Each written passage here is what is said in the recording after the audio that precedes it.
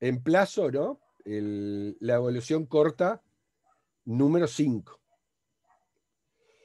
Bien. Hoy vamos a ver ecuaciones de Maxwell, perdón, y ondas electromagnéticas.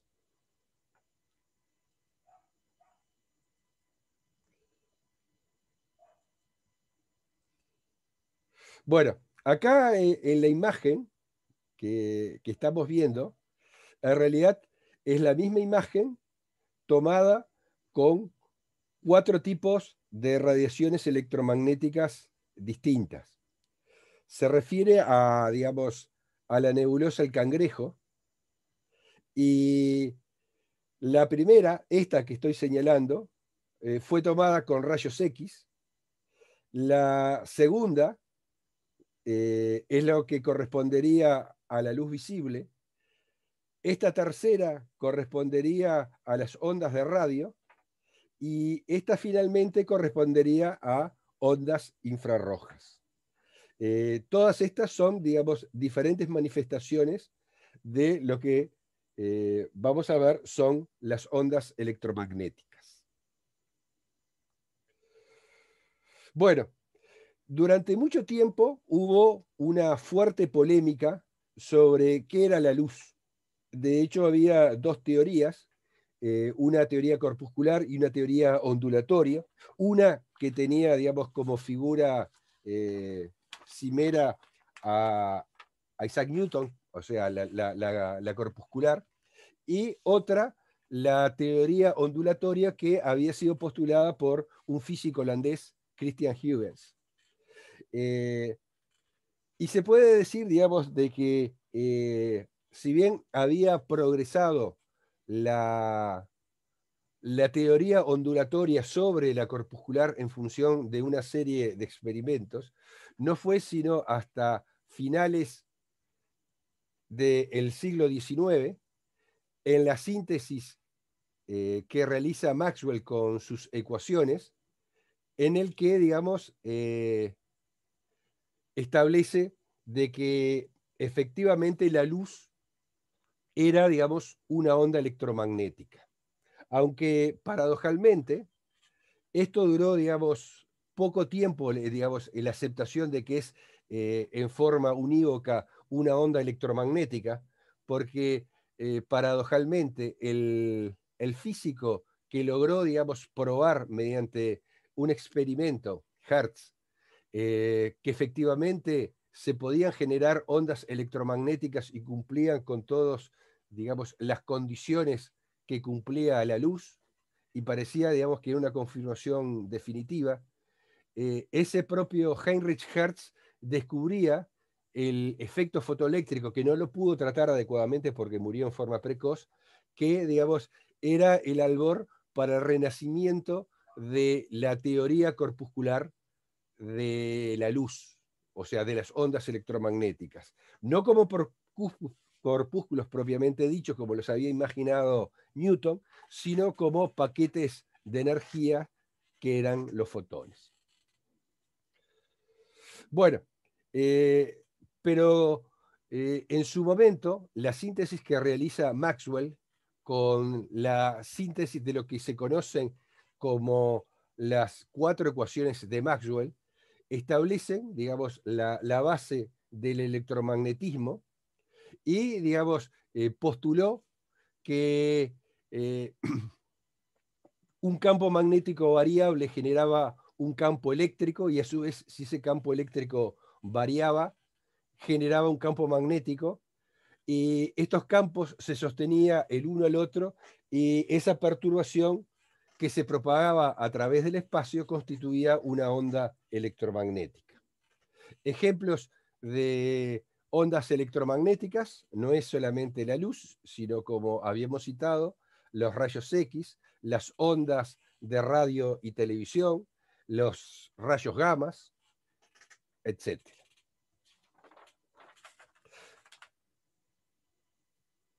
Bien, las ecuaciones de Maxwell del electromagnetismo constituyen básicamente una síntesis de las relaciones entre los campos eléctricos y magnéticos. Y desde el punto de vista formal, Maxwell no descubrió ninguna de ellas. El aporte, digamos, de Maxwell a estas ecuaciones, que ahora vamos a repasar, fue, digamos, la corrección que se le hizo a la ley de Ampère con la generalización de la corriente e introduciendo el concepto de corrientes de desplazamiento.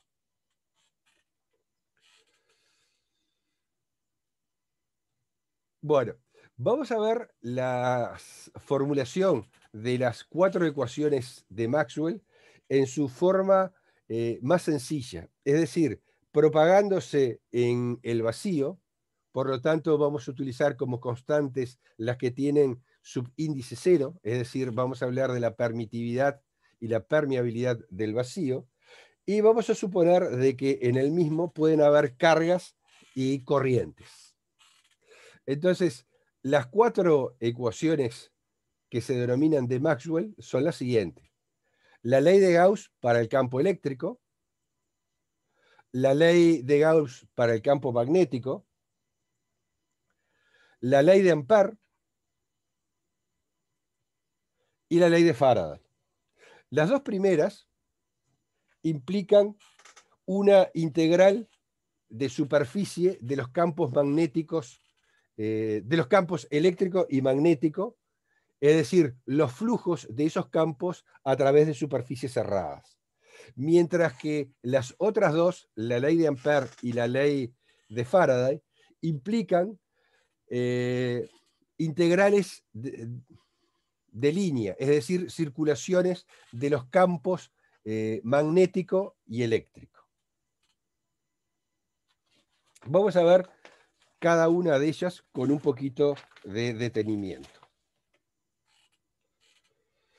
Bueno, la ley de Gauss para el campo eléctrico establece que el flujo del campo eléctrico, es decir, recordemos que el flujo es la integral a través de una superficie del producto escalar entre el campo que estoy considerando multiplicado escalarmente por el diferencial de área. En este caso, la ley de Gauss para el campo eléctrico implica a este campo eléctrico. Y acá, digamos, este puntito significa que hay un producto escalar. Y esta integral es una integral a través de una superficie y esa superficie tiene que ser cerrada. Y entonces lo que dice es de que el flujo del campo eléctrico a través de una superficie cualquiera cerrada es igual a la carga encerrada por dicha superficie dividido epsilon sub 0. Y, digamos, esta ley de Gauss se deriva de la ley de Coulomb. La otra, la segunda ley, que refiere también a un flujo, es la ley de Gauss para el campo magnético. Y de vuelta tenemos una integral a través de una superficie cerrada, volvemos a tener un producto escalar, en este caso de el campo magnético B por el diferencial del área, dA, o sea que es una integral de superficie, y lo que dice es de que la integral de superficie, es decir, el flujo del campo magnético sobre cualquier superficie cerrada, es igual a 0.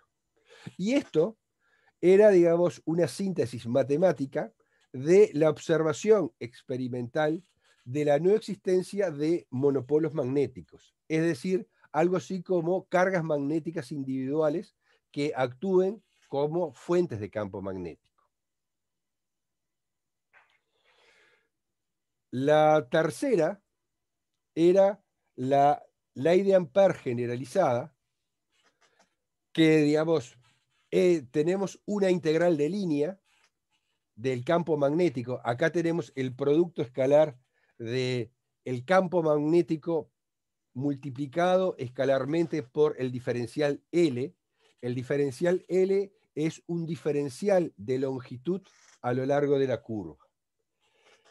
Y podemos decir de que la integral de línea del campo magnético a través de cualquier curva cerrada C, es decir, la circulación del campo B, es igual a la corriente neta que atraviesa cualquier superficie que tiene por frontera C. Esta corriente neta incluye no solamente la corriente de conducción, la corriente habitual, sino que incorpora lo que había visualizado Maxwell y que había introducido como corriente de desplazamiento, que era igual a epsilon 0 multiplicado por la derivada del flujo del campo eléctrico con respecto al tiempo.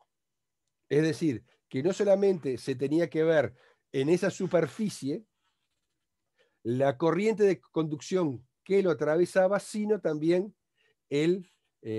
esta corriente de desplazamiento. Es decir, si había un campo magnético que variaba en el tiempo, también actuaba como fuente de campo magnético. Es decir, que tanto la corriente de conducción como la de desplazamiento eran fuentes de campo magnético. Y por último, tenemos la ley de Faraday.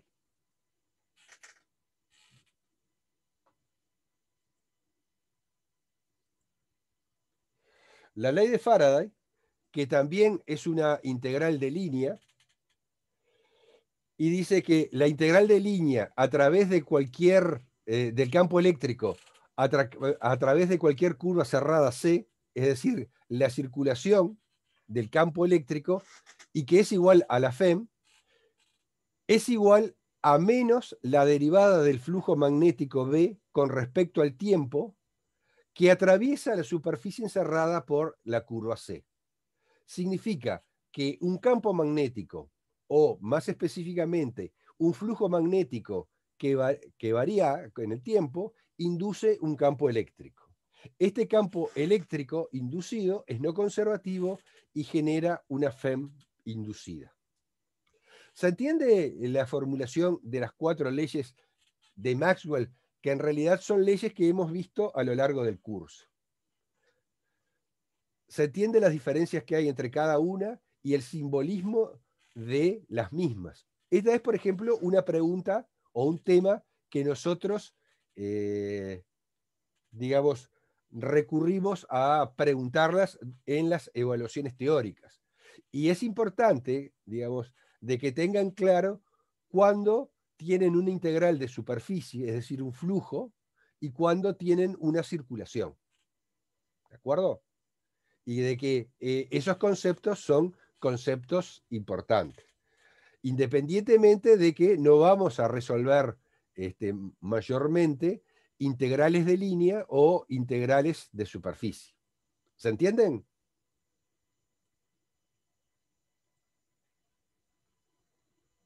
Bueno, supongo que sí. Sí, Bien, Héctor. bien, gracias. Cuando nosotros hablamos del campo eléctrico y cuando vimos la ley de Faraday, apareció un campo eléctrico distinto al que habíamos visto al principio del curso, que era un campo eléctrico conservativo. Es decir, uno en el que, digamos, la fuerza eléctrica que generaba tenía la particularidad de que el trabajo que realizaba esa fuerza eléctrica sobre cualquier curva cerrada era cero. Es decir, era un campo conservativo. Pero, digamos, con la ley de Faraday aparece un campo que es el que genera la FEM, que es un campo no conservativo. Tenemos que tener en cuenta que en esta formulación que nosotros hacemos de las leyes de Maxwell, el campo eléctrico que se menciona es el campo eléctrico total, es decir, que considera tanto al campo conservativo como al campo no conservativo. Por ejemplo, en la ley de Faraday, la parte conservativa no contribuye a la circulación del campo eléctrico, es decir, no contribuye a la FEM. ¿Por qué razón? porque digamos, la circulación del campo eléctrico conservativo a través de una curva cerrada era efectivamente igual a cero. Por lo tanto, solamente el que aporta para generar la FEM es el campo no conservativo, que es el que se genera por la variación del flujo magnético con respecto al tiempo. De manera similar, la parte no conservativa del campo eléctrico, que lo podemos simbolizar como E sub n, no contribuye a la integral de la ley de Gauss porque esta parte del campo no es causada por cargas estáticas, que son las que describe la ley de Gauss, sino, digamos, que son creadas por variaciones del flujo magnético. Y por lo tanto, digamos, ese aporte siempre va a ser cero para la ley de Gauss. Por tanto, en todas las ecuaciones de Maxwell se considera el campo eléctrico total, sin hacer distinciones entre si el campo es conservativo o no conservativo. Si nosotros conocemos los campos eléctricos y magnéticos en un punto del espacio, es decir, a través de las ecuaciones de Maxwell, podemos predecir que si tenemos una carga puntual Q, puedo calcular la ley de fuerzas que se ejercen sobre la misma a través de la expresión de la fuerza de Lorentz, que no es otra cosa que sumar la fuerza de origen eléctrica más la fuerza de origen magnético. Entonces, se puede decir que con las cuatro ecuaciones de Faraday, las cuatro ecuaciones de Maxwell y esta ley de fuerza de Lorentz, más lo que podrían ser las condiciones de frontera, que van a ver más adelante en electromagnetismo, tenemos la síntesis de lo que es el electromagnetismo. O sea, todo el electromagnetismo está condensada básicamente en las cuatro ecuaciones de Maxwell y en esta ley de fuerza de Lorentz. ¿Vamos bien hasta acá?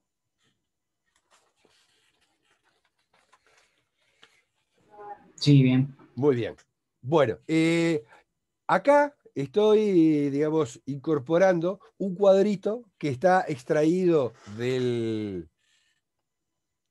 Resnick y donde, digamos, hace una, digamos, una síntesis en forma de tablita de las cuatro ecuaciones de Maxwell, en el que se determina, digamos, cuál es la denominación, cómo se escribe, o sea, desde el punto de vista matemático, la ecuación, y qué es lo que describe y experimentos cruciales asociados a estas leyes.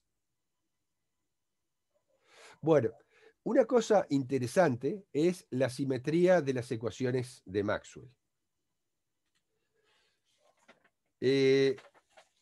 Las ecuaciones de Maxwell son dos ecuaciones que tratan el flujo de los campos eléctricos y magnético y dos circulaciones del campo eléctrico y del campo magnético.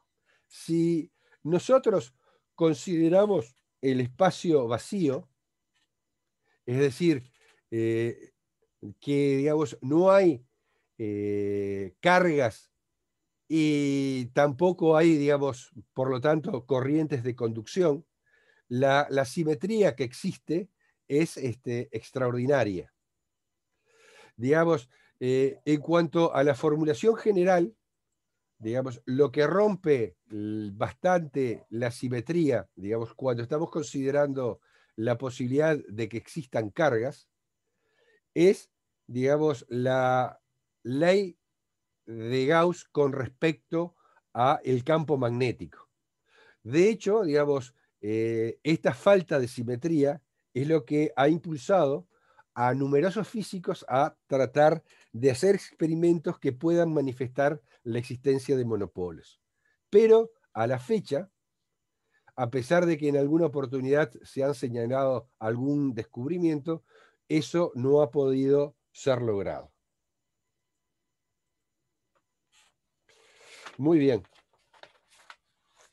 Bueno, vamos a ver ahora, digamos, cómo se vincula estas cuatro ecuaciones con las ondas electromagnéticas.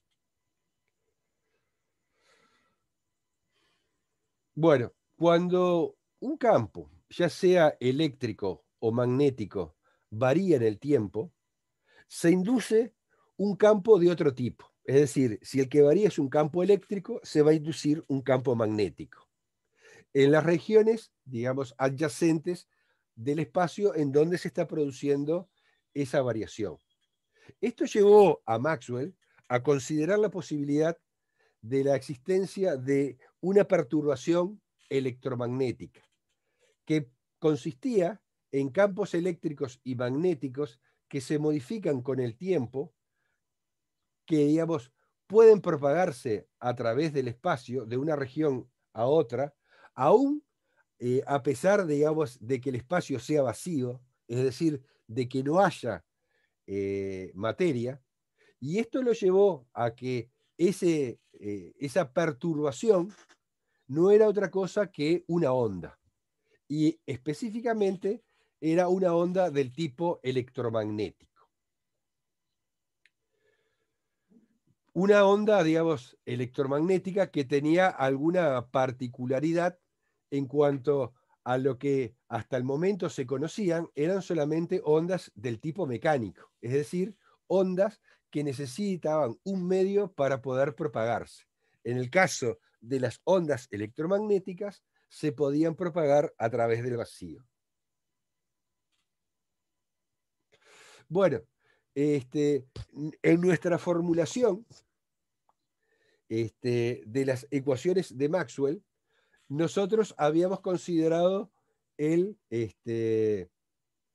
espacio vacío. En el caso de que el espacio no fuese vacío, sino que fuese otra materia, digamos, que está caracterizada por una permitividad y una permeabilidad distintas a las del vacío, lo que hay que hacer es sustituir el epsilon 0 por la permitividad genérica epsilon y la permeabilidad mu sub 0 por la permeabilidad mu del material. Puede suceder que los valores de epsilon y mu sean diferentes para distintas regiones donde estoy analizando la situación. En ese caso, lo que se debe hacer es pasarlas al lado izquierdo de las ecuaciones, es decir, al lado de las integrales, y esas, digamos,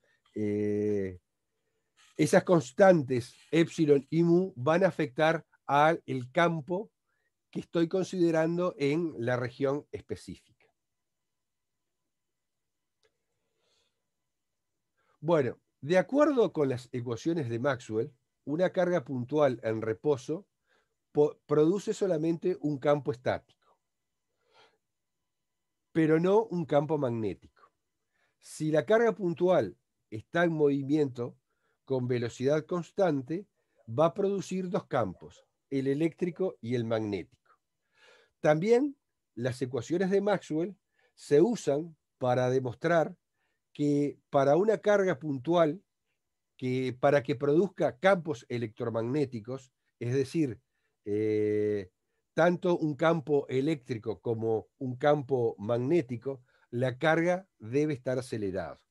De hecho, un resultado general de las ecuaciones de Maxwell es de que para que se produzcan ondas electromagnéticas, la carga debe estar acelerada. O, dicho de otra forma, toda carga acelerada emite energía electromagnética.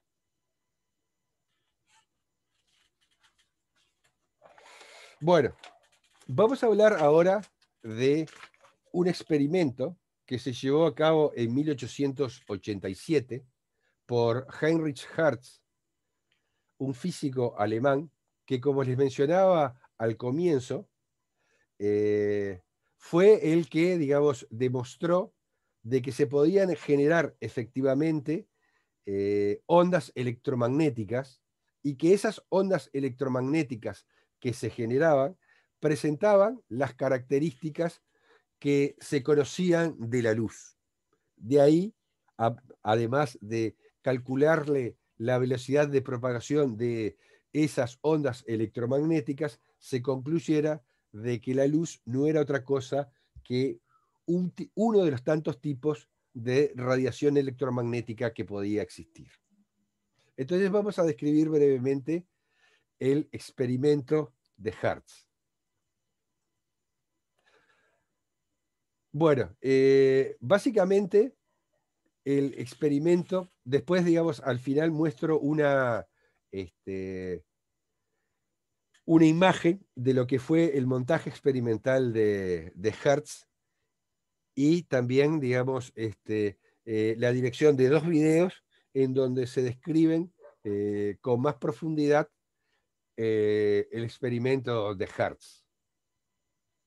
Básicamente, lo que se tiene es una bobina de inducción. En aquel momento utilizó lo que se llamaba un carrete de Rumford, que tenía la particularidad de generar muy altos voltajes.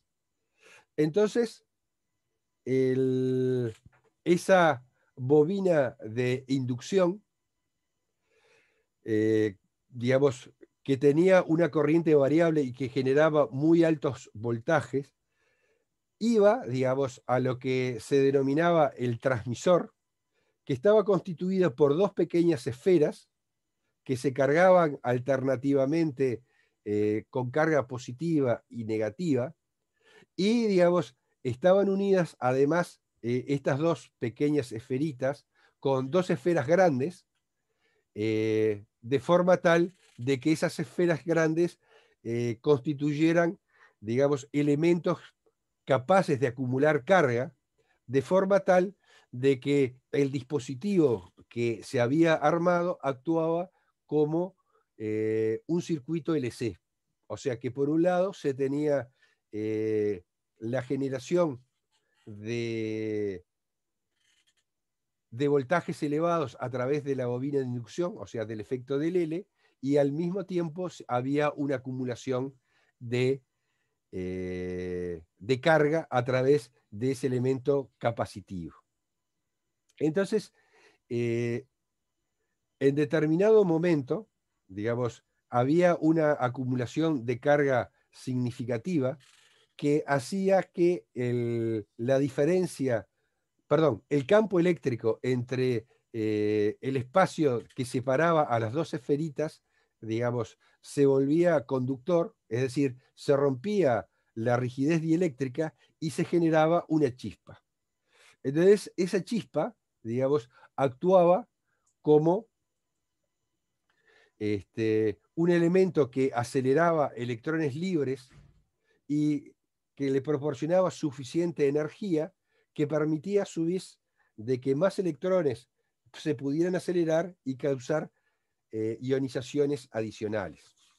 Entonces, conforme el espacio del aire se ionizaba y se volvía más conductor, la descarga entre los electrodos iba describiendo un comportamiento oscilatorio de una muy alta frecuencia. Como decía, o sea, se comportaba como un circuito LC. En el montaje experimental de Hertz, como los valores de L y de C eran pequeñas, la frecuencia de oscilación era muy elevada, del orden de los 100 MHz. Recuerden de que la frecuencia de oscilación era proporcional a la raíz cuadrada del producto de omega por L. Entonces, sí, perdón, omega por, perdón, el producto de L por C. Entonces, si L y C son pequeñas, el omega terminaba siendo elevado. Entonces, lo que se generaban ahí eran, digamos, perturbaciones de carácter electromagnéticos que se iban a radiar con una frecuencia determinada y, digamos, esas, digamos, perturbaciones iban a tratar de ser captadas por otro dispositivo que, digamos, era lo que Heinrich Hertz determinaba como el receptor, es decir, que actuaba como antena. Esa espira receptora estaba alejada varios metros del transmisor, tenía también, digamos, sus propias características inductivas y efectivas, es decir, una frecuencia natural de oscilación. Entonces, cuando se producía una variación de la frecuencia en la que se estaba transmitiendo, es decir, se variaba la frecuencia del transmisor y se igualaban las dos frecuencias naturales, o sea, la frecuencia con la que se estaba transmitiendo con respecto a la frecuencia natural del dispositivo receptor, aparecía en el receptor también una serie de chispas. O sea que lo que él, digamos, percibía era la aparición de esas chispas en la apertura de los electrodos receptores cuando se ajustaba la frecuencia entre el receptor y el transmisor. Es decir, que actuaba en forma similar a, digamos, el fenómeno mecánico de resonancia en el que tengo dos diapasones idénticos, es decir, que tengo una frecuencia natural igual en ambos, y si yo, digamos, excito uno de ellos y el otro está, digamos, en las inmediaciones, es decir, en las cercanías, el otro también va a comenzar a oscilar con la misma frecuencia.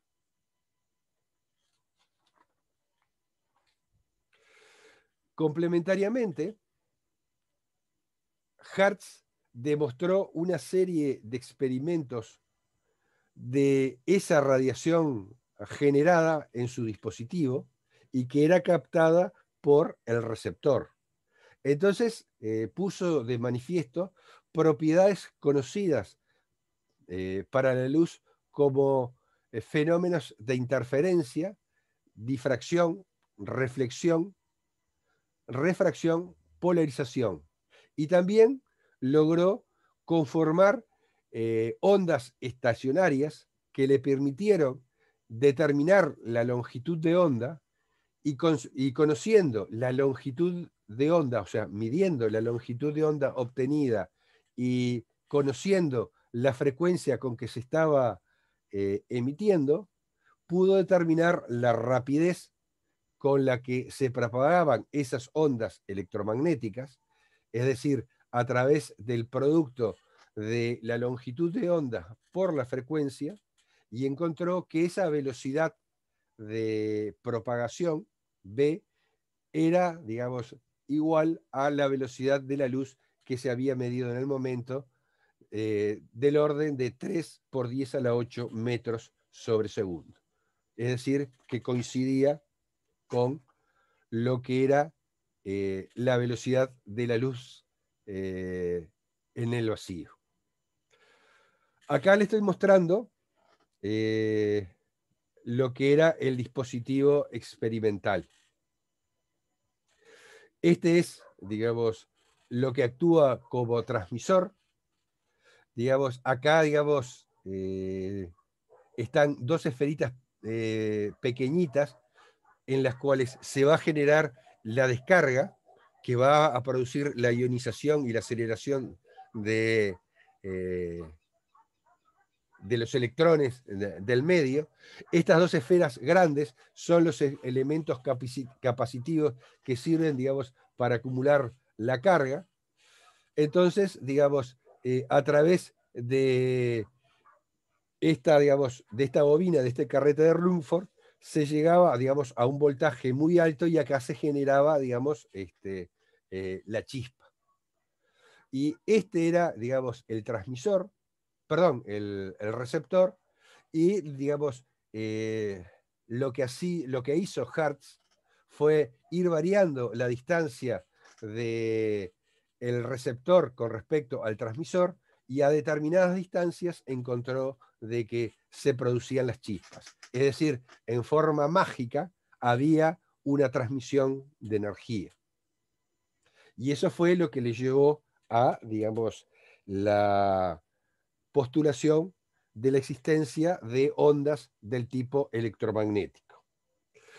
Acá hay, digamos, dos links, están en inglés, pero se entienden bastante bien, de cómo, digamos, se generaban las ondas electromagnéticas por Heinrich Hertz, y en el segundo muestran, digamos, los distintos experimentos que hizo para probar, digamos, propiedades ondulatorias que se conocían de la luz, como el tema de la difracción, de la interferencia, de la reflexión y de la refracción.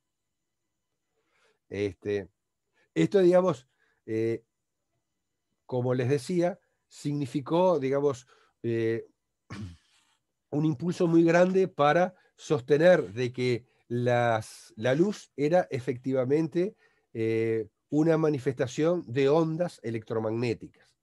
Pero en ese mismo experimento, Heinrich Hertz, y está descrito en este último video, dio, digamos, dejó registrado la aparición del efecto fotoeléctrico, es decir, de que la manifestación digamos, de la radiación electromagnética que, digamos, bajo determinadas circunstancias hacía que se emitieran electrones de una superficie metálica. Y eso, digamos, como, digamos, como sucedió, no podía ser explicado por, digamos, la teoría ondulatoria de la luz. Y esto, digamos, fue posteriormente explicado por Einstein en 1905, digamos, con su modelo del efecto fotoeléctrico, que fue lo que lo llevó a ganar el premio Nobel. Bueno, los invito entonces a que vean estos dos videos en donde les muestra, digamos, cómo, digamos, qué pericia tuvo que tener Hertz para poder, digamos, hay una recreación de época muy buena, eh, lo que tuvo que hacer para poder hacer, digamos, esta detección de las ondas electromagnéticas. Y fue la confirmación de la teoría que había postulado Maxwell. Bueno, dentro de lo que denominamos espectro electromagnético, ya sea si lo caracterizamos por longitudes de onda o por frecuencia, vamos a tener diferentes tipos de ondas electromagnéticas que tienen, digamos, denominaciones distintas. Nosotros, lo que denominamos luz visible, corresponde a un intervalo del espectro electromagnético ubicado, digamos, en el dominio de las longitudes de ondas que van desde aproximadamente los 400 nanómetros hasta un poco más de los 700 nanómetros.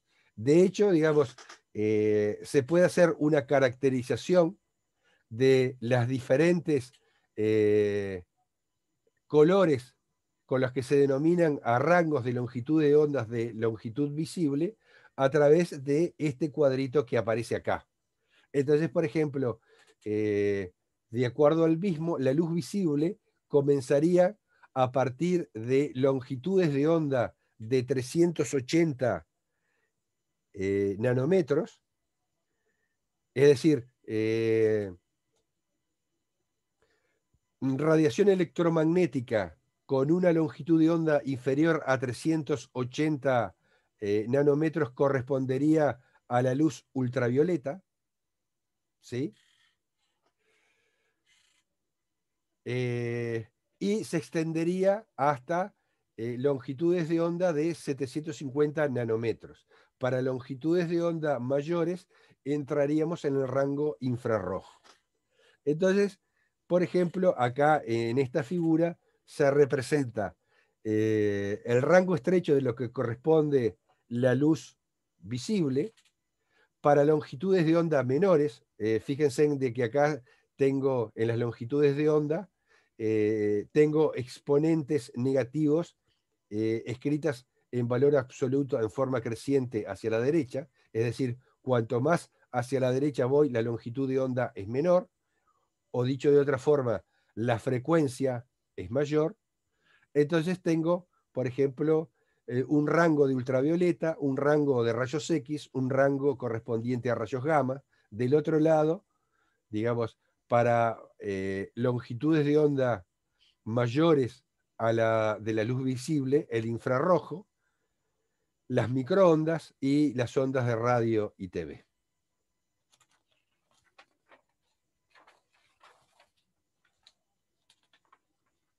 ¿Vamos bien? ¿Me siguen? Sí, Héctor. Bien. Ahora vamos a ver una forma de justificar que las ecuaciones de Maxwell tienen implícita la generación de ondas. Y lo vamos a ver para un caso, digamos, sencillo, pero que es consistente. Y que son los casos que nosotros vamos a tratar. Es decir, digamos, campos eléctricos y magnéticos que estén, digamos, polarizados, es decir, que tengan una dirección, tanto el campo eléctrico como el campo magnético, una dirección fija en el espacio. Esto se llama, digamos, campos polarizados y que, digamos, tengan un comportamiento sinusoidal. Entonces, bajo esas premisas, vamos a ver de que a partir de las ecuaciones de Maxwell podemos deducir la ecuación general de ondas. Aquella ecuación que vimos en Física General 1 y que implicaba una relación entre la derivada segunda de la función, digamos, en que se estudia la perturbación. En aquel momento nosotros denominábamos a I, que era, digamos, la perturbación que experimentaba la cuerda, y habíamos llegado a que la ecuación de onda era de la forma, la derivada parcial segunda de I con respecto a X era igual a 1 sobre B cuadrado multiplicada por la derivada segunda de I con respecto a la derivada segunda parcial de I con respecto al tiempo. Suponíamos de que I era una función que dependía de la posición X y de la posición T, y del instante T. ¿De acuerdo? Ahora vamos a suponer de que los campos eléctricos y magnéticos se pueden escribir como funciones de X y de T, siendo X la dirección en la que se propaga la onda electromagnética.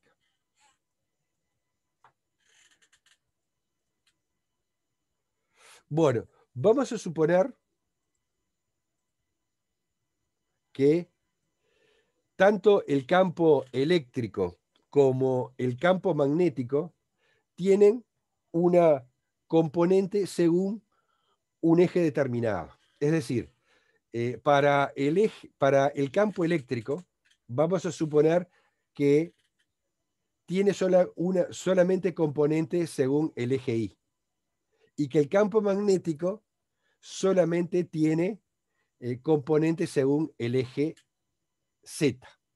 ¿De acuerdo? Y que, digamos, tiene una variación sinusoidal cada uno de ellos. Y vamos a suponer, y eso, digamos, vamos a suponer de que se propaga esta onda, esta perturbación, a lo largo del eje X, con una rapidez c que vamos a ver que es justamente la rapidez de la luz en el vacío. Se dice de que estos campos que tienen este comportamiento a ser, digamos, paralelos a un par de ejes perpendiculares, se dice que son, que están polarizadas, que están linealmente polarizados. Esto lo vamos a ver, digamos, para el fenómeno de la luz, la clase que viene o la siguiente. Bueno, o sea que este sería, digamos, nuestra hipótesis de trabajo. Además, vamos a suponer que tanto el campo eléctrico como el magnético dependen exclusivamente de X, es decir, de la posición a lo largo de la cual se está desplazando, y de T. Es decir, de que no depende de las coordenadas Y o Z, y que, digamos, la perturbación se desplaza como un plano IZ que se va propagando en la dirección X, y que todas las ondas, digamos, que son emitidas, tienen este comportamiento, que es lo que se denomina una onda plana, es decir, de que constituiría, digamos, una fase constante que constituyen un plano. Y, digamos, el rayo correspondería a una línea perpendicular a, digamos, ese frente de onda, que es una onda plana, y se representaría la dirección en la cual se está propagando la onda. Bueno, la ley de Faraday establecía lo siguiente, de que la circulación del campo eléctrico era igual a menos la variación del flujo magnético con respecto al tiempo. Si yo considero, o sea, recuerden de que el campo eléctrico es según la dirección de I, entonces voy a considerar el campo eléctrico en una posición X y en una posición X más delta X. Yo voy a decir de que el campo eléctrico en la posición X vale E, y en la posición, digamos, X más un cierto diferencial X es igual al campo eléctrico anterior más un cierto diferencial. Y voy a considerar, para hacer el cálculo de la circulación esta de la ley de Faraday, un rectangulito, como se muestra en la figura. Es decir, con dos lados que siguen, que son paralelos al eje Y, es decir, siguen la dirección del campo eléctrico, y los otros dos lados cortitos, de tamaño diferencial X, que son perpendiculares al eje Y, que serían según el eje X. Es decir, tienen, y que, digamos, la altura es una altura L y tienen un ancho de X. Bueno, el campo eléctrico, como dije, eh,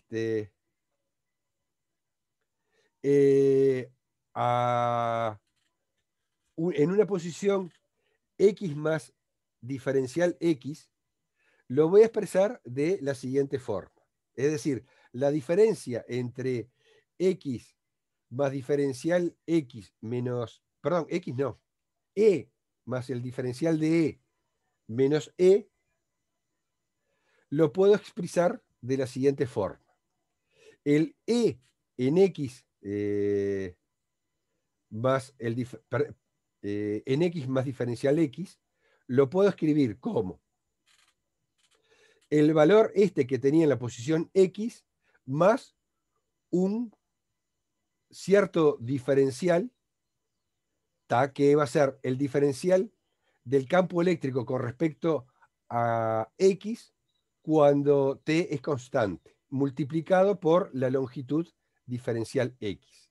Es decir, de que, en otras palabras, el campo eléctrico en esta posición, ¿sí? En la posición X más diferencial X, es igual al campo eléctrico ubicado en la posición X más un cierto incremento que es igual a la derivada parcial del campo eléctrico con respecto a X por el diferencial X. Entonces, la diferencia entre estos dos campos eléctricos me va a dar simplemente este término. Ahora bien, si yo quiero calcular la circulación de E a través de esta trayectoria cerrada, es decir, a través de esta curva, que es este rectangulito, tengo que hacer el producto del campo eléctrico, digamos, en la curva que estoy considerando, multiplicado por el diferencial de longitud. En los lados, o sea, esta circulación va a ser igual a las integrales de líneas en cada uno de los 4 lados del rectángulo. En 2 lados del rectángulo, en estos lados cortitos, el producto escalar de E por el diferencial de longitud me va a dar 0, porque el campo eléctrico es perpendicular a el diferencial X. ¿Están de acuerdo? Es decir, tanto en este lado como en este otro lado me va a dar 0, por ser perpendiculares el campo eléctrico a, digamos, el vector dl en este lado. Por otro lado, el campo eléctrico, como yo lo he elegido, va a ser colineal a el diferencial L. Por lo tanto, la integral de línea del campo eléctrico a lo largo de esta curva de longitud L va a ser igual a E por L o menos E por L. Entonces, viendo este sentido de circulación, tengo acá el producto escalar de E por la integral de E por dl a lo largo de este trayecto me da 0. A lo largo de este trayecto es el valor del campo multiplicado por L. En este otro lado me da 0. Y en este otro lado, digamos, como el campo eléctrico y el dl tienen sentido contrarios, me va a dar con un signo de menos.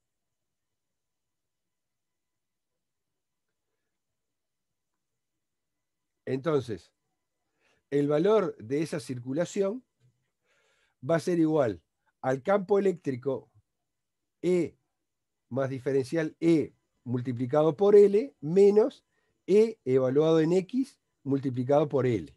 Y como habíamos visto, la diferencia entre E evaluado en X más diferencial X menos E en X me va a dar la derivada de E con respecto a X por el diferencial X. O sea que el valor de la circulación me dio que es aproximadamente igual a L por la derivada parcial del campo eléctrico con respecto a X por diferencial X.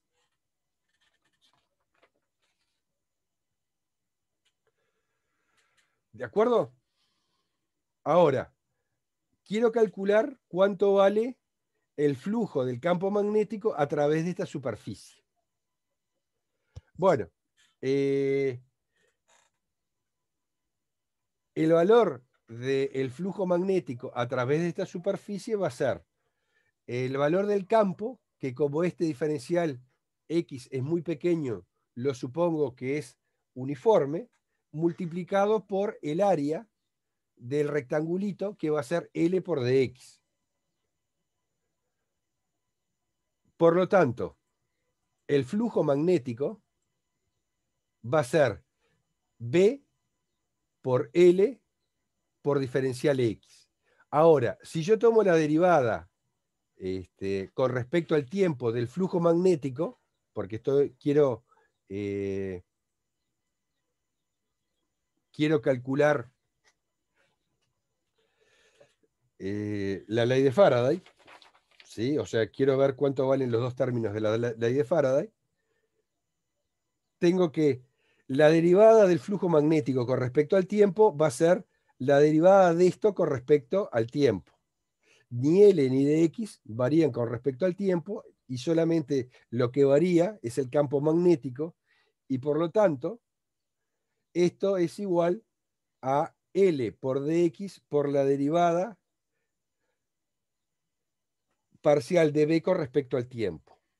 Entonces, si nosotros sustituimos la ley de Faraday, en la ley de Faraday, la circulación del campo eléctrico me había dado que era igual a L por la derivada del campo eléctrico con respecto a X multiplicado por el diferencial X.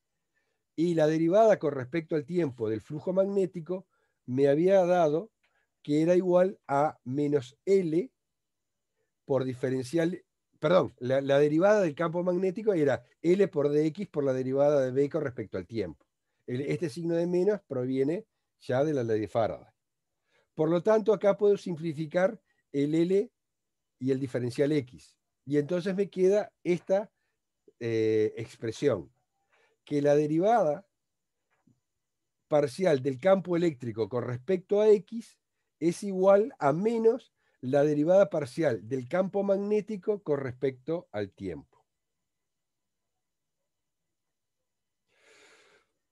Ahora voy a usar la ley de Ampère. ¿Sí?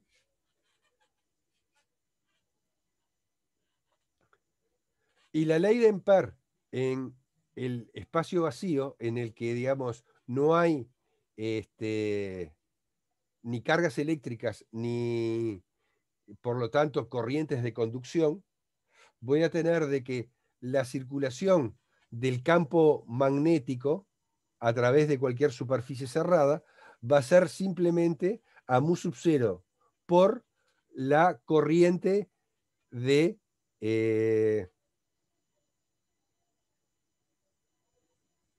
tengo un lapso. ¿Cómo se llamaba la corriente que no era de conducción? La corriente de desplazamiento. ¿Tá? Es igual a mu sub 0 multiplicada por la corriente de desplazamiento.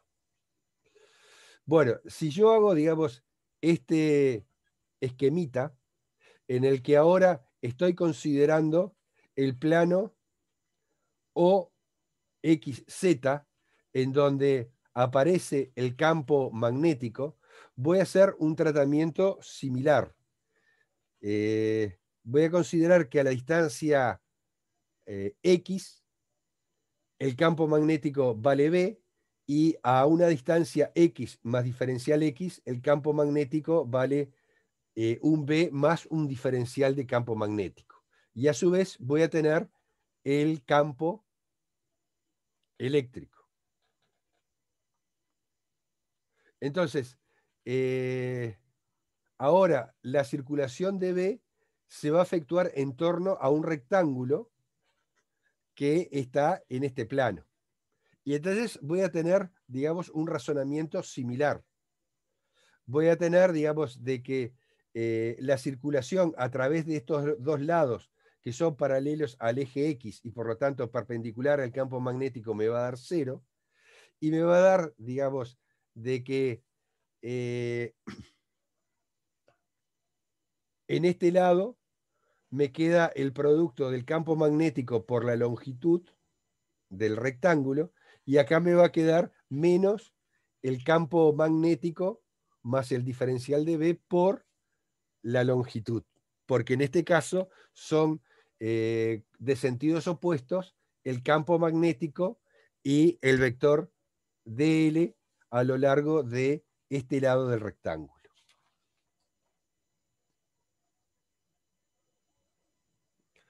Bueno, entonces planteando en forma similar esta circulación, ¿sí?, va a ser igual a aproximadamente L por diferencial L por la derivada parcial de B con respecto a X. Entonces, el flujo del campo eléctrico a través del rectángulo anterior, es decir, a través de acá, va a ser el valor del campo eléctrico multiplicado por el ancho del rectángulo, que nuevamente pasa a ser L por dx.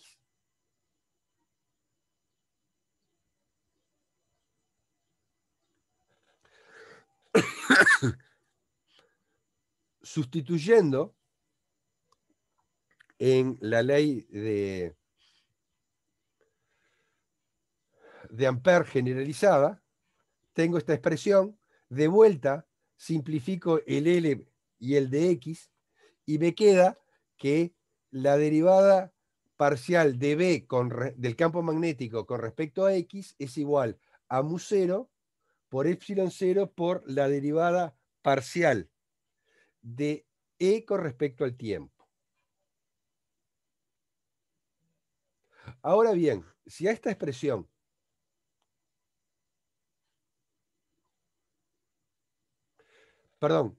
si a la expresión que habíamos obtenido del campo eléctrico, la derivada de E con respecto a X era igual a menos la derivada del campo, la derivada parcial de B con respecto al tiempo, lo derivo con respecto a X, cuando derivo nuevamente la derivada parcial de E con respecto a X, me va a quedar la derivada segunda del campo con respecto a X2. Y acá me va a quedar menos la derivada segunda con respecto a X y con respecto a T. Cuando tengo esta, digamos, esta derivación, se puede cambiar el orden de derivación. Entonces, cuando tengo la derivada con respecto a X de la derivada con respecto a T, es igual a la derivada con respecto a T de la derivada de B con respecto a X. Pero a su vez, la derivada de B con respecto a X era igual a esta expresión.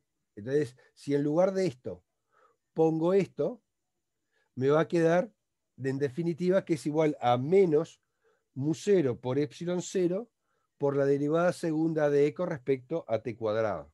Es decir, me queda la siguiente ecuación.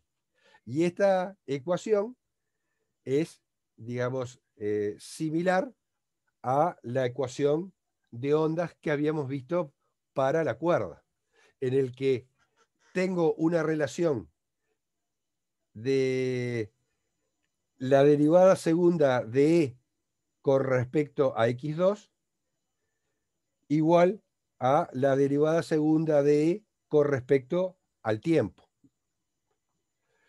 Y esto representaría lo que es el cuadrado de la velocidad de propagación. Se puede hacer un razonamiento similar tomando la derivada en X de esta expresión de la derivada de B con respecto a X, ¿sí? Entonces, hago el mismo razonamiento y entonces, cuando tengo la derivada con respecto a X de este término, cambio el orden de derivación y me va a quedar la derivada con respecto al tiempo de la derivada de E con respecto a X, y esto, como habíamos visto, era, digamos, por la ley de Faraday, igual a menos la derivada de B con respecto al tiempo, obtengo esta expresión, es decir, una ecuación similar para el campo magnético. Estas ecuaciones son de la forma correspondiente a la ecuación de onda general, en donde la rapidez B de la onda se sustituye por C. Es decir, C, que sería la velocidad de propagación, es igual a 1 sobre la raíz cuadrada de mu0 sobre epsilon 0. Si uno hace el cálculo numérico de cuánto vale esto,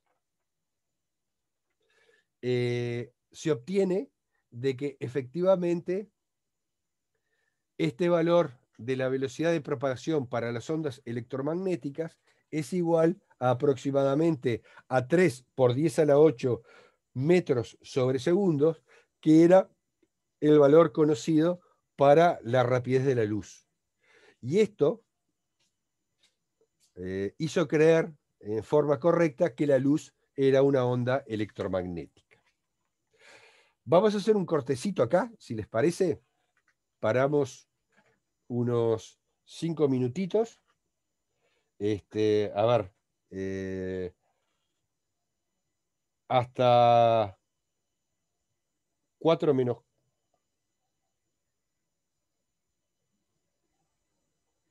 hasta 4 menos cuarto. ¿Les parece? Esto es, digamos, no lo vamos a preguntar, ¿no? Este tipo de desarrollo. Pero lo que queremos mostrar es de que con esa tipo de onda que nosotros consideramos en forma simplificada, digamos, se puede probar de que a partir de la ley de Ampère y de la ley de Faraday, deducir la ecuación de ondas, tanto para el campo eléctrico como para el campo magnético. Y que ahí aparece que la velocidad de propagación de las ondas electromagnéticas es igual a 1 sobre la raíz cuadrada del producto de mu0 por epsilon 0. ¿Fue muy duro esto? ¿O lo Y pueden todavía ¿Cómo? me estoy revolcando en el piso para levantarme. Bueno, está, pero es la primera vez que lo ven. Después, digamos, lo que se quiere hacer es mostrar de que, digamos, se puede probar, digamos, con matemática más rigurosa para condiciones más generales, pero, digamos, están por encima de los conocimientos requeridos en este curso. Acá, digamos, también se nos va un poco de la mano el tema de derivadas parciales. ¿Ya han visto derivadas parciales?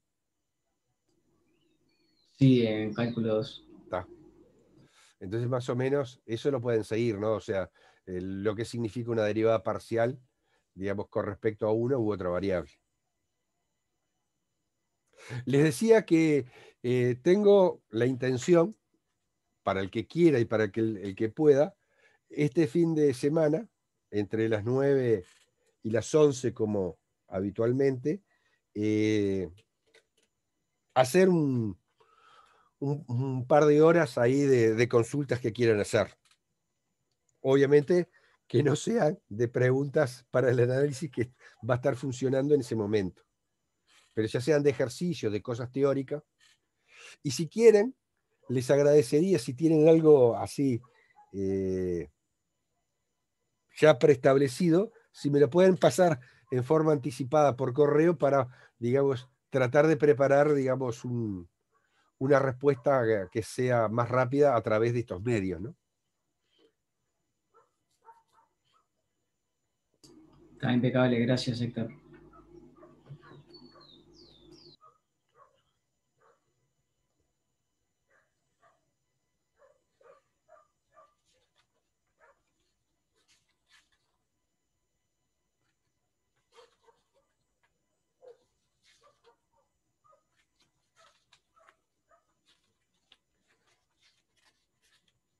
Sobre todo porque, digamos, como en estos dos capítulos que los queríamos dar uno por clase, no hemos tenido mucho tiempo de hacer ejemplos. Ya sea de que hagamos algún ejemplo del libro o alguno de los ejercicios del práctico o dudas que tengan genéricas.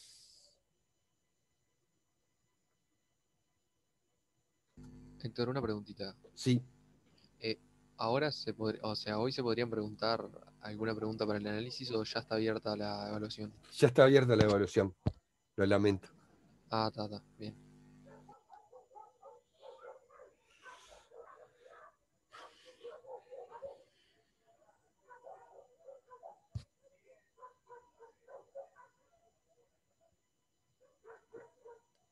Comenzaba hoy desde las 0 hasta el sábado a las 24. Si alguien tiene algún problema, nos escribe y podemos ampliar el plazo.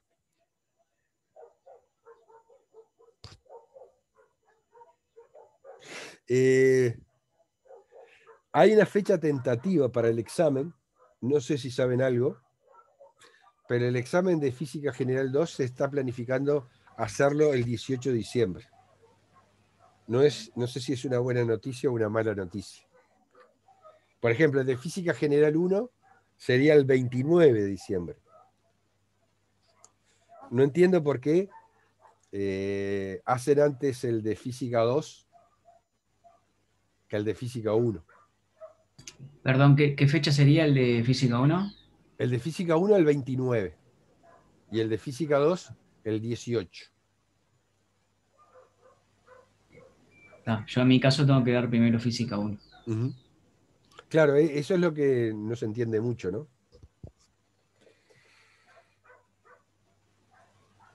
Eso son, digamos, lo que nos mandó Bedelía.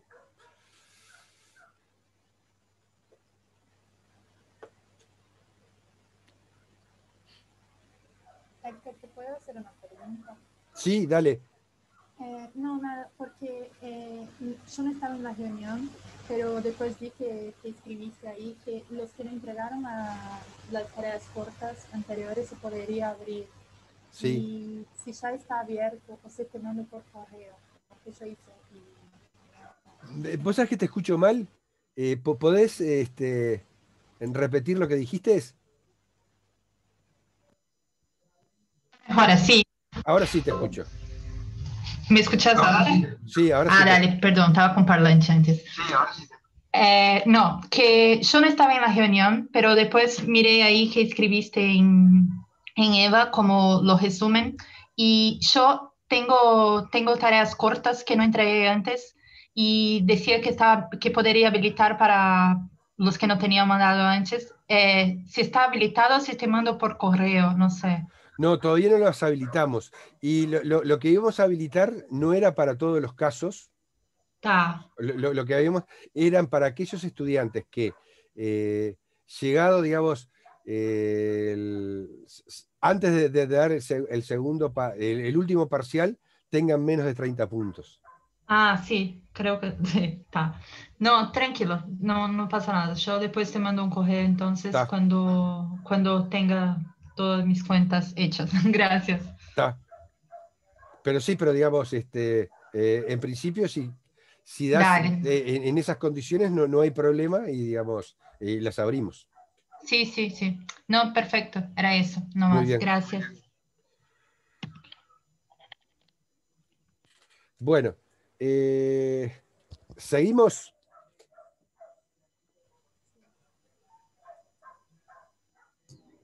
Bien. Bueno,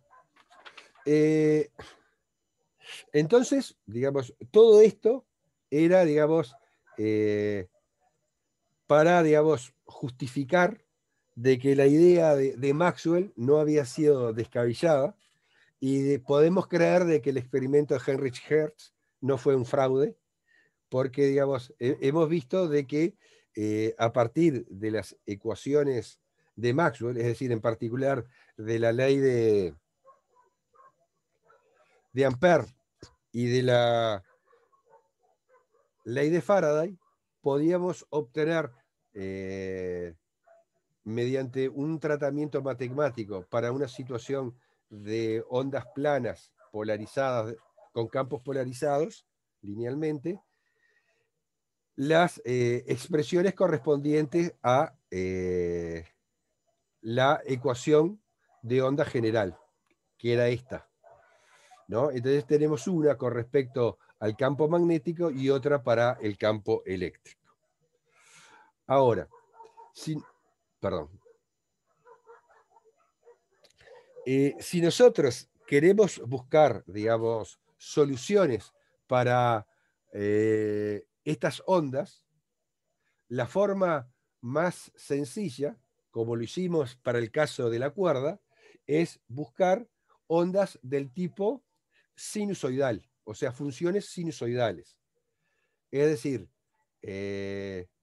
un campo eléctrico, una función de onda que sea una determinada amplitud, que va a ser, digamos, el valor del campo máximo, multiplicado por una función coseno que tiene menos kx menos omega t. Con el k y el omega idénticos a los que nosotros habíamos definido para cuando vimos ondas en Física General 1. En forma similar, podemos escribir de que el campo magnético tiene, digamos, una función de onda dada por esta expresión, con una determinada amplitud, que sería el B máximo, multiplicado por coseno de kx menos omega t. Como ven, digamos, estas dos campos, como lo habíamos dicho, los suponíamos que estaban en fase, pero le podríamos haber agregado, haber sumado a cada uno cualquier phi adicional arbitrario a cada uno de estas ecuaciones.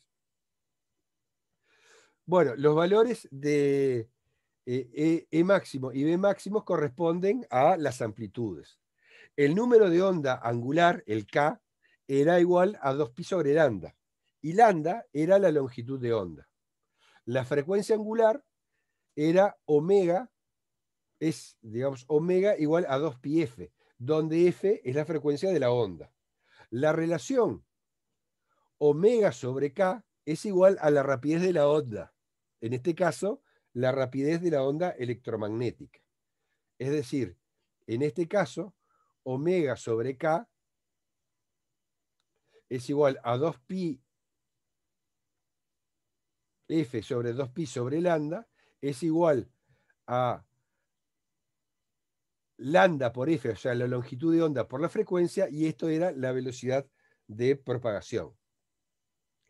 Bueno, si nosotros a estas funciones le tomamos derivadas parciales, o sea, la derivada parcial del campo eléctrico con respecto a X y la derivada parcial de B con respecto al tiempo,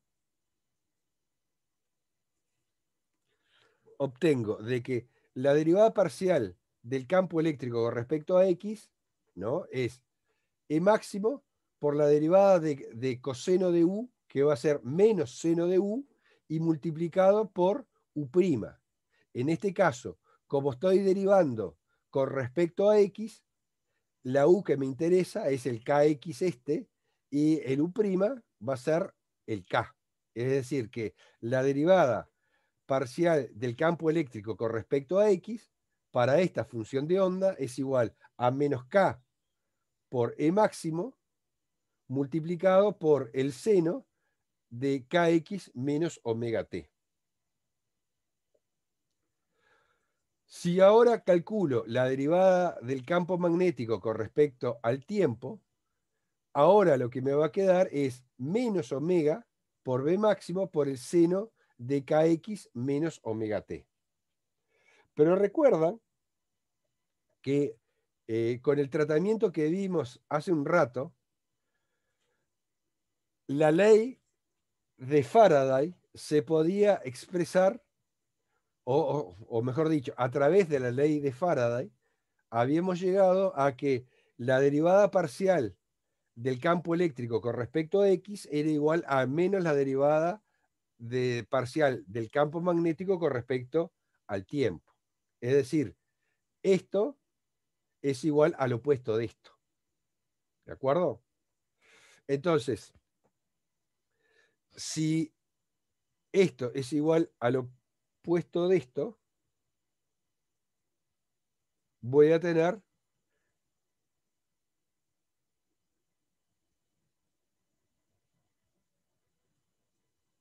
lo siguiente, que el E máximo es igual a menos omega sobre K por B máximo. Y omega sobre K lo que es la velocidad de propagación. Es decir, que llego a la relación de que el E máximo es igual a C por B máximo. O sea que esto me da una relación entre el campo magnético y el campo eléctrico. Es decir, la razón entre la amplitud del campo eléctrico sobre la amplitud del campo magnético, que va a ser igual, porque digamos las funciones de ondas para el campo eléctrico y para el campo magnético, lo único que variaban era, digamos, en la amplitud, es decir, es igual a E sobre B, va a ser igual a C. Es decir, en todo instante, la relación de la magnitud del campo eléctrico con la magnitud del campo magnético en una onda electromagnética es igual a la rapidez de la luz. Es decir, el campo eléctrico es igual a C multiplicado por el campo magnético. Bien, algunas particularidades de las ondas electromagnéticas. La onda es una onda transversal, es decir, tanto E, o sea, el campo eléctrico, como el campo magnético, son perpendiculares a la dirección de propagación de la onda. Por lo tanto, son ondas transversales. Además, E y B son perpendiculares entre sí. Por lo tanto, la dirección de propagación es la dirección del producto vectorial E por B, porque el producto vectorial hace de que sea perpendicular a los dos factores del producto vectorial, es decir, perpendicular a E y perpendicular a B. Recuerden que nuestra eje de propagación era el eje X y el campo E era según el eje Y y el campo B según el eje Z. Segunda propiedad, hay una razón definida entre las magnitudes del campo eléctrico y el campo magnético. Y la razón es de que el campo eléctrico es igual a C multiplicado por el campo magnético. La onda viaja en el vacío con una rapidez definida e invariable, C, la velocidad de la luz en el vacío. A diferencia de las ondas mecánicas, que necesitan un medio para propagarse, las ondas electromagnéticas no requieren el medio. Un medio, digamos. Entonces, nosotros podemos establecer una regla, que sería la regla de la mano derecha, para establecer la dirección de propagación de la onda y el sentido a través de conocer al campo eléctrico y el campo magnético. Es decir, coloco estos dedos de forma de que giren desde el campo eléctrico al campo magnético y el pulgar indicaría la dirección de propagación, la dirección y el sentido de propagación. Es decir, si el campo eléctrico, como se muestra acá, es según el eje Y, es decir, el versor J, el campo magnético es según el versor K, es decir, según la dirección Z positiva, la dirección y sentido de propagación va a ser según el eje X, es decir, según el versor Y.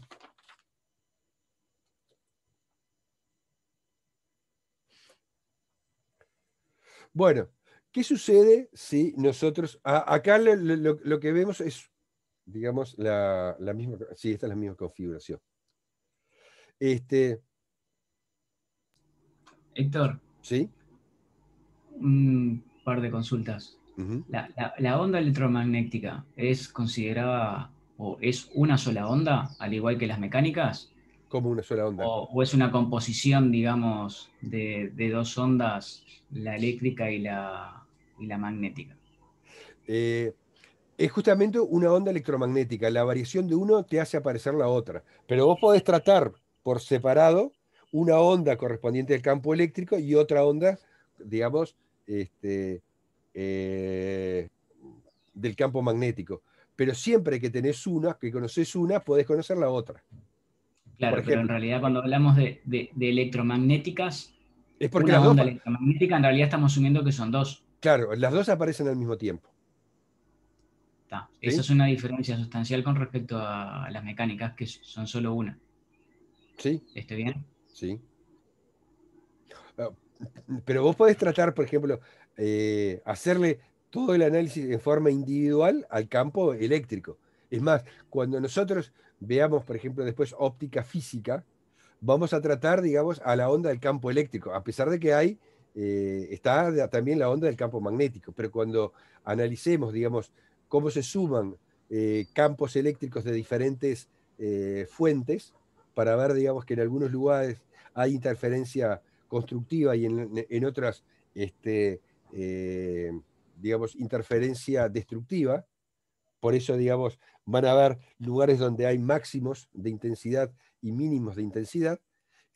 Vamos a tratar, por ejemplo, con el campo eléctrico, sabiendo de que existe el campo magnético, pero no vamos a tratar a los dos juntos. Si yo conozco el campo eléctrico, puedo deducir cómo se va a comportar el campo magnético. O sea, No, va a no, estar dirigido en una dirección perpendicular al mismo y su magnitud va a ser, digamos, la magnitud del campo eléctrico dividido C. claro. Pero ¿por qué es conveniente generalizar en vez de tratar las ondas por separado? Porque, digamos, nunca se te genera un campo eléctrico, digamos, por esta forma, digamos, un campo eléctrico variable en forma sola, porque el campo eléctrico variable te va a generar un campo magnético. Y un campo magnético te va a generar un campo eléctrico. Sí, Sí, eso está claro. Por ejemplo, la luz es una onda electromagnética, ¿verdad? sí, Tiene sus propias propiedades. sí, perdón, No, sí. no puede coexistir en realidad solo lo que es el componente de su onda eléctrica o No, magnética. no, Tienen que convivir juntas. Y sí, eso genera una propiedad intrínseca, digamos, de la luz y pues, de las diferentes frecuencias y demás. claro. De la luz y de todas las ondas electromagnéticas. Claro, por eso, de las otras frecuencias. Ujú. De hecho, vamos a ver, digamos, de que en una parte, digamos, de la óptica, que va a ser la óptica geométrica, incluso vamos a suponer como si tuviese un comportamiento del tipo corpuscular, porque vamos a suponer, digamos, hacer los análisis, por ejemplo, de cómo se propaga la luz, como si fuese un rayo, ¿sí? A través del vector de propagación. Y nos vamos a olvidar por un rato el campo eléctrico y el campo magnético. Porque digamos, es un modelo más simple que nos permite, digamos, obtener resultados que se comprueban empíricamente en forma muy sencilla. Después, digamos, para formulaciones de lo que sería la óptica física, sí, vamos a tener que utilizar el comportamiento ondulatorio. ¿De acuerdo? Sí. Bien. Hay más ¿Sí? casos como este donde una onda se considere con propiedades únicas y esté compuesta por más, digamos, de un Bueno, tipo de onda. sí, sí, sí. Por ejemplo, los terremotos tienen diferentes tipos de ondas, ondas que tienen velocidades distintas, ¿no? O sea, no es un comportamiento único, de que hay diferentes, digamos, eh, fenómenos mucho más complejos que implican, digamos, ondas digamos, que se generan juntas y que después quedan desacopladas. Pero, digamos, trascienden completamente, digamos, lo que queremos ver acá. Después en ondas, propiamente dichas, van a ser, digamos, sin llegar a eso, digamos, van a ser un estudio más profundo de esto, ¿no? Gracias. Bien, ¿qué pasa si las ondas electromagnéticas, como les decía, en vez de propagarse a través de el vacío, se propagan a través de la materia? En particular, nosotros podemos extender la propagación de estas ondas electromagnéticas en forma relativamente sencilla a materiales dieléctricos, es decir, a elementos como podría ser, por ejemplo, el vidrio. Y entonces lo único que tenemos que hacer, como les mencionaba para las ecuaciones de Maxwell, es sustituir las constantes de permeabilidad y de permitividad del vacío por las correspondientes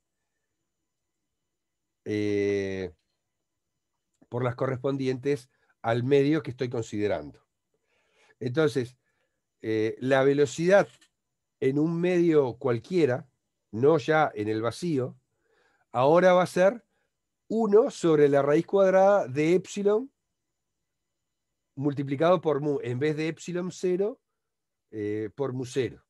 A su vez, yo tengo de que epsilon es igual a k por epsilon 0 y mu es igual a k sub m por mu 0. Entonces, yo puedo, digamos, a partir de esta relación, escribir que la velocidad es igual a estos dos factores. El segundo factor es 1 sobre la raíz cuadrada de mu 0 sobre epsilon 0, que era el inverso de la velocidad de la luz. O sea que este factor es la velocidad de la luz. Y entonces me queda que la velocidad en otro medio, en un medio, por ejemplo, dieléctrico, es igual a la velocidad de la luz dividido la raíz cuadrada del producto de k por k sub m. Digamos, podemos establecer una razón entre la rapidez de la onda en el vacío con respecto a la rapidez en un medio cualquiera, en el cual vale b. Y esto, digamos, define lo que se denomina el índice de refracción del material y se representa con la letra n. Es decir, el n, el índice de refracción, es igual a la velocidad de la luz en el vacío dividido la velocidad de la luz, perdón, la velocidad de la onda en el medio. Es decir, que la velocidad de la onda electromagnética en el vacío se puede escribir como la velocidad de propagación de la onda en un determinado medio multiplicado por un número n, que es el índice de refracción del material. Bueno, vamos a ver ahora el tema de que la energía, perdón, de que las ondas electromagnéticas transportan energía y momento lineal. Bueno, sabíamos, digamos, de que transportan, digamos, energía es una cosa evidente, ¿no? O sea, lo podemos ver a través de la radiación solar, que obviamente transporta energía, a través, digamos, de un rayo láser o del horno microondas. O sea, la energía, las ondas electromagnéticas tienen asociada una determinada energía. Bueno, y para ver esto, vamos a utilizar los conceptos que habíamos visto anteriormente de densidades de energía que estaban involucrados con el campo eléctrico y con el campo magnético. Habíamos visto que la energía, la densidad de energía eléctrica era igual a un medio de epsilon 0 multiplicado por e cuadrado. Y a su vez, la densidad de energía magnética era igual al campo magnético al cuadrado, b cuadrado, dividido 2 mu 0. Entonces, en una región del espacio donde estén presentes un campo magnético y un campo eléctrico, la densidad total de energía va a estar dada por la suma de las dos densidades de energía. El primer término, que representa la energía de carácter eléctrico, y el otro que representa la densidad de energía magnética. Ahora, utilizando la relación que existe entre el campo eléctrico y el campo magnético con C, yo puedo escribir de que en vez de escribir b cuadrado, puedo escribir e cuadrado sobre c cuadrado, que es lo que tengo acá. ¿Sí? Y a su vez, C cuadrado, ¿a qué es igual? C cuadrado, C cuadrado habíamos dicho que era igual a 1 sobre mu0 por epsilon 0. O sea que si sustituyo este C cuadrado que está en el denominador, pongo en esta otra igualdad el equivalente al inverso de 1 sobre C cuadrado. Es decir, pongo en el numerador mu0 por epsilon 0. Y si yo simplifico el mu0 en el del numerador con el denominador, voy a tener que tengo dos términos que son un medio de epsilon 0 por e cuadrado. Por lo tanto, la densidad de energía asociada con el campo electromagnético va a ser epsilon 0 multiplicado por e cuadrado. Es decir, el doble de la densidad de energía eléctrica. O a partir de acá mismo podemos decir de que la densidad de energía asociada al campo eléctrico es igual a la densidad de energía asociada al campo magnético. Es decir, estos dos términos son iguales entre sí. Héctor, ¿Sí? esos términos que pusiste ahí de densidades, Uh-huh. ¿sirven para, digamos, cualquier material siempre que le cambies el epsilon 0 y el mu 0? Sí. O Por sea lo que menos no si son importa dónde materiales esté. dieléctricos, sí. Ahí va. ¿Ah? Después, cuando tratamos conductores, las cosas se complican y por eso, digamos, los sacamos aparte. Pero, digamos, básicamente, digamos, para ondas electromagnéticas podés sustituir el epsilon 0 por el epsilon y el mu 0 por el mu. ¿Sí? Bien, de bien. Bueno, ahora vamos a ver un concepto que es el vector de Poynting, que representa el flujo de energía electromagnética.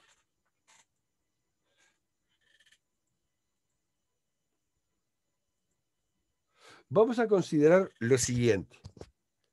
Vamos a considerar de vuelta el mismo tipo de onda electromagnética con un campo eléctrico según el eje Y, es decir, polarizado linealmente según el eje Y, y el campo magnético polarizado linealmente según el eje Z. Y la propagación habíamos visto que era según el eje X. Entonces, habíamos dicho de que estábamos considerando un frente de onda plano.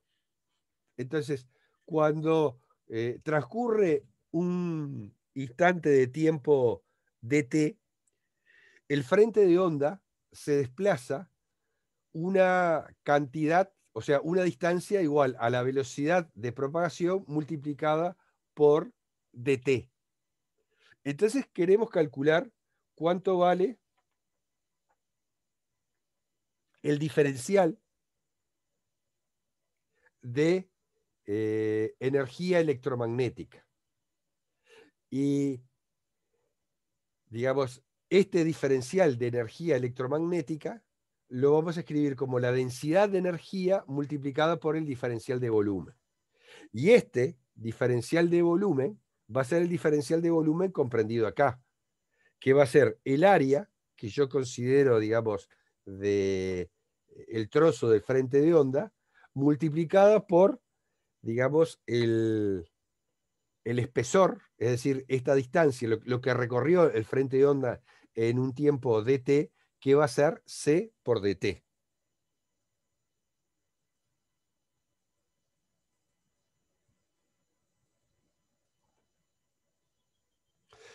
Entonces, el diferencial U va a ser U minúscula, que es la densidad de energía, por el diferencial de volumen. Vimos de que el diferencial, perdón, la densidad de energía electromagnética era igual a epsilon 0 por E cuadrado, por el campo eléctrico al cuadrado, multiplicado por el volumen. Entonces, se define el flujo de energía por unidad de tiempo y por unidad de área que se simboliza con la letra S. Es decir, S es igual al diferencial U dividido el diferencial tiempo y el diferencial área. Entonces, si a este término lo divido entre el área y lo divido entre el tiempo, entre el diferencial de tiempo, me queda de que S es igual a epsilon 0 por la velocidad de la luz por E cuadrado. Vamos a ver de que este S va a representar el módulo del denominado vector de Poynting. Entonces, a partir de las relaciones que hemos hallado, S, a partir de esta ecuación y sustituyendo la velocidad de la luz en función de mu0 y epsilon 0, y haciendo cuentas, veo de que también lo puedo escribir a S como la raíz cuadrada de epsilon 0 sobre mu0 multiplicado por E cuadrado. Otras expresiones alternativas son estas, una de las cuales me dice, haciendo estas sustituciones, ¿no? Es decir, ¿qué sustitución hago acá?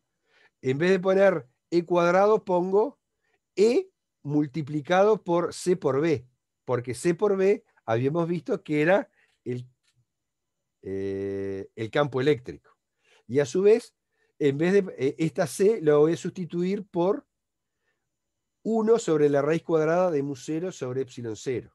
Entonces, este epsilon 0 con este epsilon 0 se me va y me quedan 1 sobre raíz de mu0 multiplicado por 1 sobre raíz de mu0 y me queda 1 sobre mu0.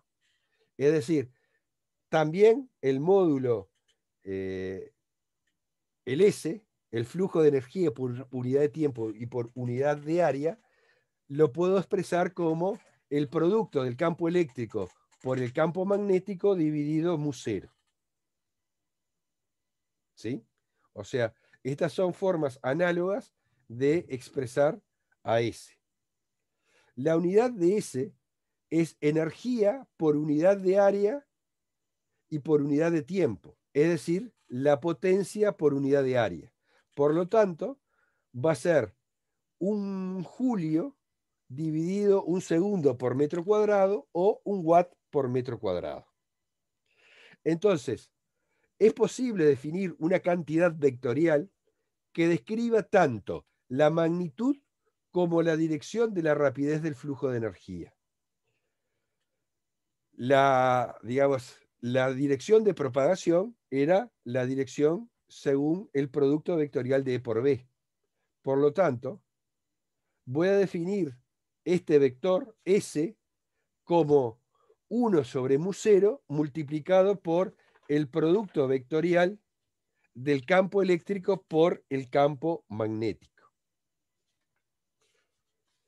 Esto es lo que se denomina el vector de Poynting en el vacío.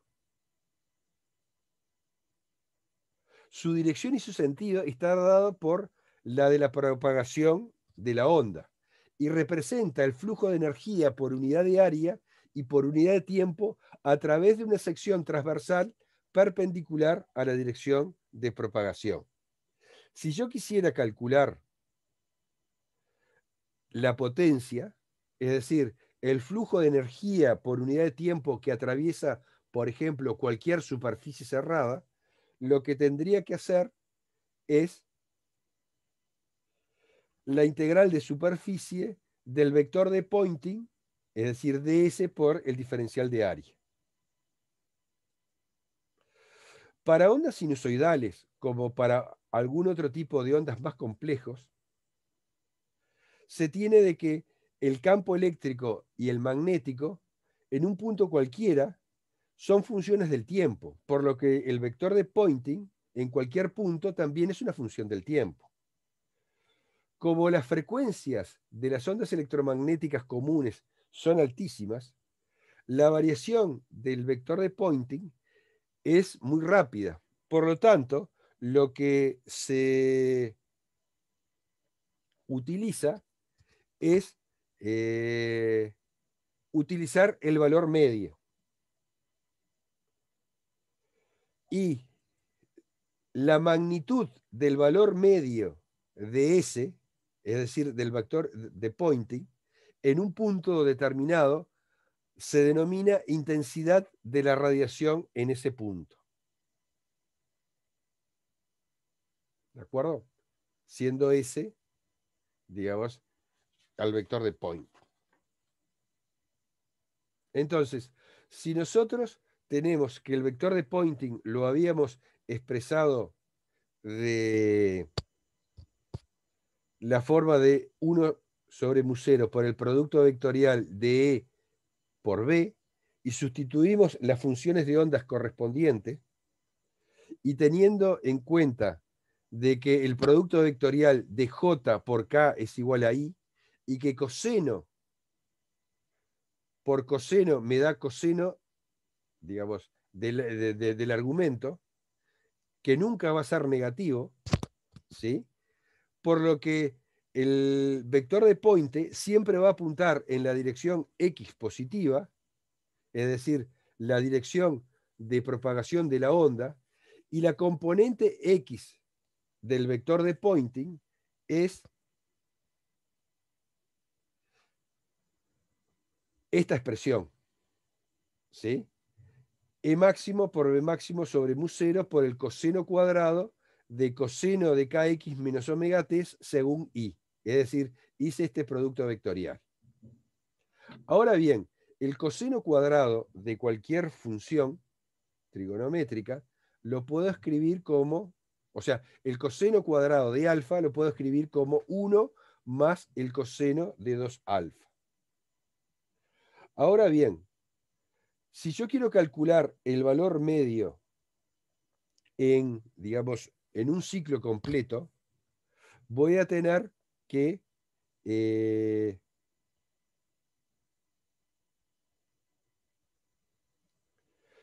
valor medio de coseno de 2 alfa evaluado en un periodo me va a dar 0.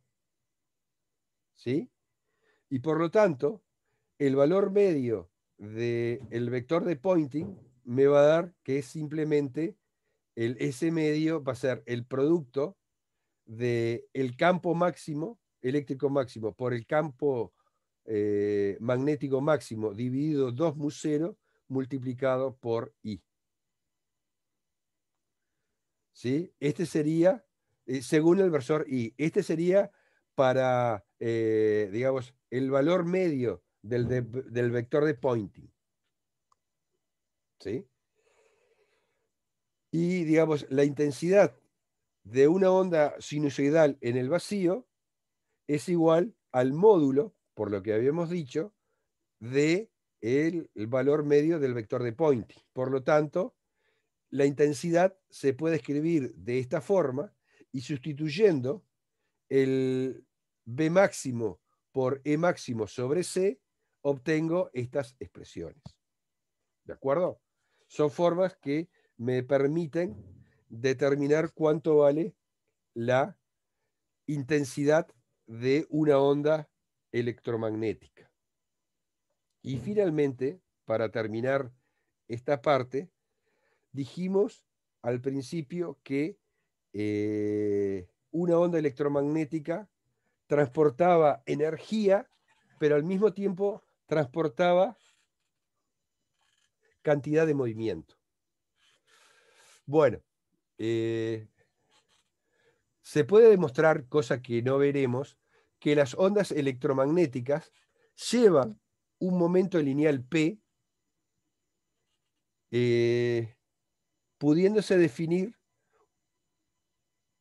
una, digamos, una densidad de momento lineal por unidad de volumen dada por esta expresión. Es decir, el módulo del vector de Poynting multiplicado por dividido C cuadrado.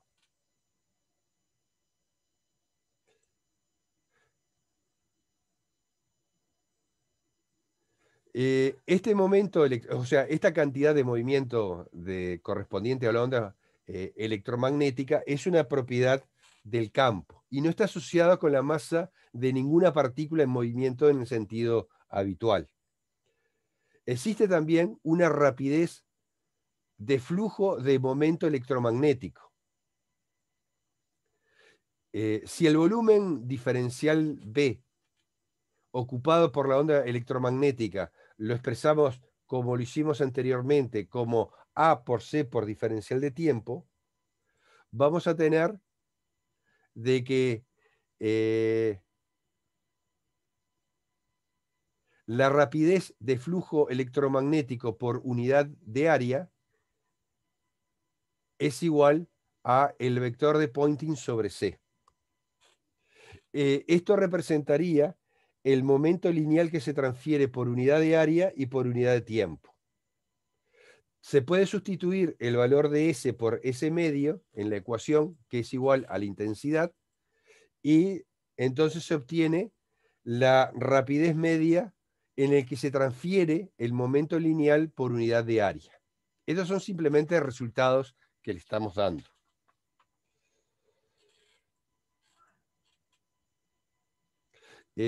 Como existe ese momento lineal, digamos, en las ondas electromagnéticas, va a aparecer un fenómeno de presión de radiación. Es decir, cuando una onda electromagnética es absorbida por completa por una superficie, el momento lineal que transportaba a la onda también se transfiere a la superficie. Si se considera, digamos, una superficie perpendicular a la dirección de propagación, la razón de la derivada del momento lineal con respecto al tiempo con que se transfiere el momento lineal sobre una superficie absorbente va a ser igual a la fuerza que se aplica sobre la superficie. Entonces, se puede hablar de dos tipos de presiones de radiación. Una presión de radiación que incide sobre una superficie que es totalmente absorbente y una presión de radiación que incide sobre una superficie que es totalmente reflejante. Es decir, digamos, no que la absorbe, sino de que lo hace rebotar. Entonces, se puede probar de que las expresiones para cada uno de las posibilidades es de que la presión de radiación, cuando tengo una onda que es absorbida totalmente por la superficie, es igual a la intensidad dividida la velocidad de propagación. Y si el medio, digamos, la refleja totalmente, o sea, la superficie refleja totalmente la onda, la presión de radiación que experimenta dicha superficie es el doble de la anterior. En general, no hay ni una superficie completamente absorbente ni completamente reflejante. O sea, en general, parcialmente se absorbe y parcialmente se refleja. Entonces, la presión de radiación en general está entre este límite inferior y este límite superior. Digamos, Una pregunta, Héctor. ¿sí? Esto está queriendo decir que si yo, poner una situación hipotética, estoy en el espacio, Sí, ilumino un cuerpo negro sí. con una linterna y con la misma linterna un espejo, ¿el espejo se aleja más? Sí, o sea, digamos, te podés propulsar. Son lo que se llaman las velas solares, con las que se Las quieren... Velas velas. solares. O sea, nosotros estamos sometidos a una radiación solar, digamos, en el espacio, ¿verdad? Se Sí. puede aprovechar esa radiación para, digamos, ser impulsado. O sea, prácticamente no hay rozamiento, entonces eso puede utilizarse como... como Factor de impulso. impulsión. Ujú. Como si fuese un barco a vela, una nave a vela. Pero en vez de haber viento, hay, digamos, esa presión de radiación. De hecho, digamos, va a haber algún ejemplo en los ejercicios, en los repartidos, que cómo, por ejemplo, uno se puede impulsar con un láser, digamos, como decías vos, o sea, sobre una determinada superficie, digamos, se experimenta una determinada repulsión.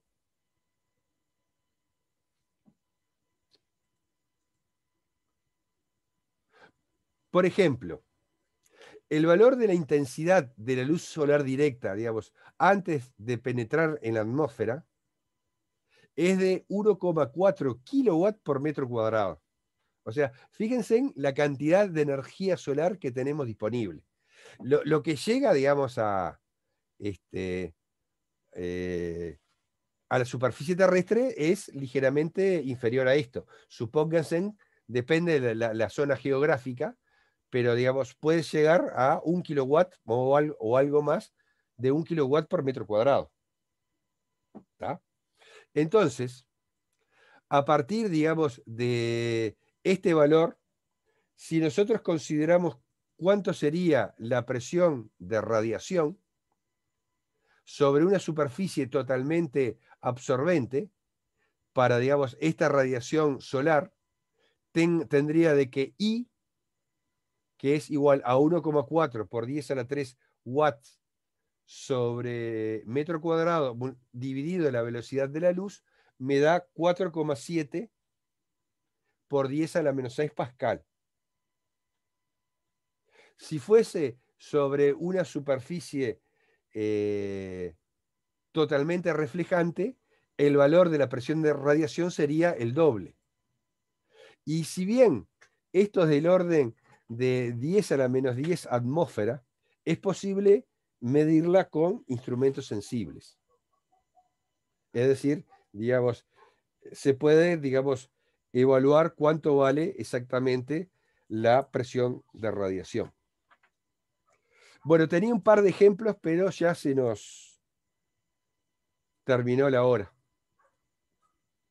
No sé si quieren, digamos, dedicarle un cacho más o, digamos, lo dejamos para la clase que viene. Lo dejamos para la clase que viene.